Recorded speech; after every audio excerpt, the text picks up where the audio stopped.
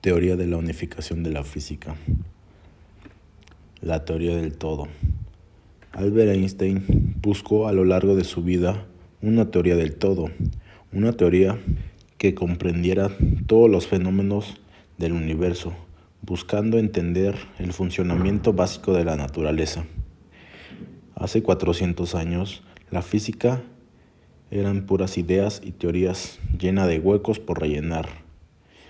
Hubo algunos intentos, como la unificación de la gravedad celeste con la terrestre, por parte de Isaac Newton, o la de la electricidad y magnetismo de Max. Cuanta más energía tiene la partícula, más pequeña es su longitud de onda. Tiene mucho que ver con el fenómeno de medir o ver. Vemos con partículas de luz que llamamos fotones. La gravedad es una de las 4 interacciones fundamentales observadas en la naturaleza original de los movimientos a gran escala que se observan en el universo, como la órbita de la Luna alrededor de la Tierra, las órbitas de los planetas alrededor del Sol, etc. La escala cósmica es la fuerza de interacción fundamentales actúan en escalas más pequeñas, como el electromagnetismo, que explica el resto de fenómenos microscópicos, mientras que la interacción fuerte y la interacción débil solo son El término gravedad se utiliza también para designar la intensidad del fenómeno gravitatorio en la superficie de los planetas o satélites. Isaac Newton fue el primero en exponer que la fuerza que hace que los objetos caigan con aceleración constante en la Tierra y la fuerza que mantiene el movimiento de los planetas y las estrellas son de la misma naturaleza. Esta idea le llevó a formular la primera teoría general de la gravitación. La universalidad del fenómeno fue expuesta en su obra Philosophiae Naturalis Principia Mathematica. Por otro lado, Einstein, en la teoría de la relatividad general, hace un análisis diferente de la interacción gravitatoria. De acuerdo con esta teoría, la gravedad puede entenderse como el efecto geométrico de la manera sobre el espacio-tiempo. Cuando una cierta cantidad de materia ocupa una región del espacio-tiempo, provoca que éste se deforme. Visto así, la fuerza gravitatoria no es ya una misteriosa fuerza que atrae, sino el efecto que produce la deformación del espacio-tiempo de geometría euclídea sobre el movimiento de los cuerpos. Según esta teoría dada, que todos los objetos se mueven en el espacio-tiempo, al deformarse la trayectoria de aquellos será desviada, produciendo su aceleración, que es lo que denominamos como la fuerza de gravedad. No se sabe muy bien cómo funcionan y cuál es su geometría. El funcionamiento de la gravedad no puede ser comprendida desde un punto de vista material, puesto que el universo no está hecho de materia, sino desde el punto de vista espacio-temporal, que podemos comprenderlo y dar explicación completa y correcta de dicho fenómeno, puesto que el funcionamiento del universo se basa única y exclusivamente en el movimiento, que es la base del espacio-tiempo. El movimiento se condensa en forma de partículas que no serán sino partículas elementales y a las que denominamos fotones. Estos se unirán entre ellos para crear, por un lado, el soporte espaciotemporal universal, es decir, la energía oscura, y por otro lado, la materia. El funcionamiento del universo se basa en el momento en el que se condensa en forma de fotones que el espacio-tiempo toma forma y el universo adquiere las cualidades que solemos identificar como cualidades físicas. Por lo tanto, un fotón no es sino una especie de remolino esférico hecho simplemente a base de movimiento, al cual consideramos como una partícula puntual, precisamente porque su tamaño es infinitesimal. Dicho remolino lo que genera es un punto espacio-temporal, pero aún así, y a pesar de su pequeñísimo tamaño, un fotón genera una corriente que mueve el propio espacio que genera de fuera adentro, generando algo así como un punto de vacío dinámico. La clave para unir estas teorías, que son la gravedad y la cuántica, podría estar en el momento del universo, cuando toda la masa de este estaba concentrada en un punto tan pequeño como un átomo. Eso se le conoce como el Big Bang. Se piensa que el Big Bang es el momento más simple y ordenado de la historia del universo, momento en el que se dio la gran unificación de las fuerzas. Todas las fuerzas eran una. Al poco de darse el inicio del universo, ninguna partícula tenía masa porque no se había activado campo cuántico, que es responsable de dar masa a las partículas. Al ser todas las fuerzas iguales, todas las partículas eran indistinguibles. Había un único tipo de partícula universal que sentía un único tipo de interacción, también universal. Entonces el universo empezó a expandirse y a enfriarse. Las partículas adquirieron masa, las fuerzas se diferenciaron y dieron lugar a este gran rompecabezas, la enorme diversidad que hay hoy en día. En grandes aceleradores de partículas como el LHC se utilizan potentes campos magnéticos y eléctricos para, empujón tras empujón, aceleren partículas a velocidades próximas a la de la luz. Al colisionar partículas en estas condiciones, se recrea el universo, tal y como era, tan solo 10 elevado a la menos 21 segundos después del Big Bang, una mínima fracción de tiempo de todo lo que comenzara como ello. Se generan partículas que solo existieron en ese momento en la historia del universo. Física de las partículas, o la física fundamental de la forma en la que tres interacciones que conocemos hoy en día, que son la fuerte, la débil y la electromagnética, manifestaciones de una misma idea que engloban las tres.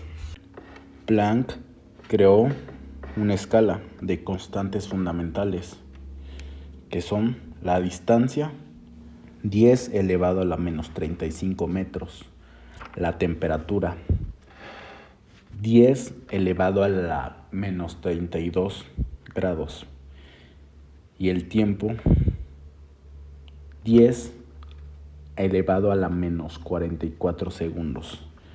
Estas eran las escalas de Planck. Teoría de la unificación, electromagnetismo. Mientras aumentas más la energía, puede llegar un momento en que las tres se vuelvan una. A bajas energías vemos tres fuerzas y a altas energías se unifican las tres. Newton fue quien hizo la primera unificación al darse cuenta que nos pega al suelo es la misma que hace girar la Tierra alrededor del Sol. Este tiempo solo pensaba que solo existía la fuerza gravitatoria. Después de tiempo se crearon dos fuerzas más, la eléctrica y la magnética, por la que se crea que eran tres fuerzas que existieron, que es la gravitatoria, la eléctrica y la magnética. Luego de hacer experimentos se logró la primera unificación de las fuerzas, donde la electricidad y el magnetismo se hacen una sola. Esto gracias a Faraday y Maxwell. Se dio un conocimiento de la estructura microscópica de la materia y con esto se identificó la interacción débil y la interacción fuerte. Actualmente se quedaron reconocidas tres fuerzas, que son la gravitatoria, la electrodébil y la fuerte. Muchos físicos argumentaron con algunas teorías que la fuerza fuerte es la misma que la electrodébil, pero eso sigue sin poder demostrarse con experimentos. Albert Einstein dio la teoría de la relatividad general. Hace un análisis diferente de la integración gravitatoria. ¿Cómo nació el universo? El universo se origina desde un único punto y continuó expandiéndose en agujeros negros que dieron el inicio como el Big Bang. Cuando explota una estrella enorme, se cree que un agujero negro se traga todo lo que lo rodea. La teoría de cuerdas. Las partículas no son puntos, sino cuerdas temblorosas en diversas formas. La teoría de las supercuerdas dice que existen 10 dimensiones múltiples, que las preguntas de los científicos se dieron a notar, donde decían dónde estaban las existencias de dichas dimensiones. Se comprobó que en escalas más pequeñas que vemos dimensiones ocultas. Existen las dimensiones múltiples que existen en el mundo microscópico, un mundo tan microscópico que es la trillonésima parte de la trillonésima parte de un átomo. Los físicos consideraban esas dimensiones invisibles para el ojo humano. Unieron la teoría de las supercuerdas a la teoría de la relatividad y partículas elementales. Todavía en ese momento había dudas de esa teoría, pero volvió a entrar a escena Stephen Hawking, quien fue el que planteó a los físicos el problema del infinito en relación con los agujeros negros. Un nuevo problema estaba relacionado con el misterioso calor generado en el centro de los agujeros negros, en el que los agujeros negros hay puntos comprimidos hasta una densidad infinita. Continuaron desarrollando la teoría de las supercuerdas, que no eran cuerdas individuales, sino muchas cuerdas moviéndose juntas y formando una especie de membrana. La teoría de supercuerdas se utilizó con éxito para calcular el calor dentro de los agujeros negros. En los agujeros negros podría haber dimensiones múltiples, como en la teoría de las cuerdas, donde se forman membranas que se mueven y generan calor. Los agujeros negros son objetos extraños e incomprendidos. Mucha gente asume que son como aspiradoras malignas que absorben y destruyen cualquier cosa que se les rodee, pero nada más lejos de la realidad. El campo gravitatorio de un agujero negro se compone igual que el de cualquier otro cuerpo celeste. De hecho, si sustituyéramos el Sol por un agujero negro con la misma masa, la órbita de la Tierra no cambiaría en absoluto, aunque la vida en la Tierra tal vez sí lo haría. En realidad, de un agujero negro no te va a hacer ningún daño, a menos que te acerques demasiado a él. Y la culpa de esto la tiene la tremenda densidad de estos objetos. Los agujeros negros son objetos tan compactos y masivos que están rodeados por una región del espacio en el que la gravedad es tan intensa que ni siquiera la luz puede escapar de ella. Este es un famoso horizonte de sucesos, el envoltorio oscuro que le da a los agujeros negros su nombre, y sabiendo esto podríamos parecer que la masa de cualquier objeto que caiga en el agujero negro debería quedar atrapado en su interior para siempre. y al cabo ni siquiera la luz puede escapar de estos monstruos gravitatorios, pero Stephen Hawking descubrió que las cosas no son tan sencillas como aparenta. Hawking predijo que los agujeros negros sí emiten una pequeña cantidad de energía y que por lo tanto van irradiando su masa al espacio. Poco a poco la naturaleza de esta radiación es compleja.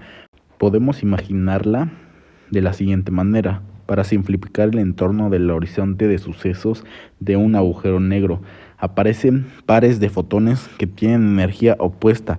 Uno de ellos con energía positiva sale disparado al espacio, mientras que el otro con energía negativa cae de nuevo en el agujero negro. Como podemos ver, solo la mitad de la energía invertida en crear este par de partículas vuelve a caer en el agujero negro otra vez y el resto escapa al espacio. Por lo tanto, este mecanismo hace como los agujeros negros vayan perdiendo masa muy lentamente, deshaciéndose fotón a fotón de las decenas de millones e incluso miles de millones de masas solares que pueden haber acumulado en su interior. A lo largo de su vida, por supuesto, se puede imaginar este proceso de evaporación muy lento. Un agujero negro con una masa parecida al Sol tardaría unos 10 elevado a las 67 años en evaporarse. Cuando el último agujero negro se haya evaporado, las últimas fuentes de energía del universo se agotarán, dejando atrás un espacio vacío y oscuro, lleno de radiación y algunas partículas. No se sabe exactamente lo que pasará al universo después de esta época. En este largo camino, en busca de la fórmula definitiva, los físicos se han topado con el infinito, las dimensiones múltiples y los agujeros negros. Por fin están vislumbrando el origen del universo y revelar las dimensiones ocultas.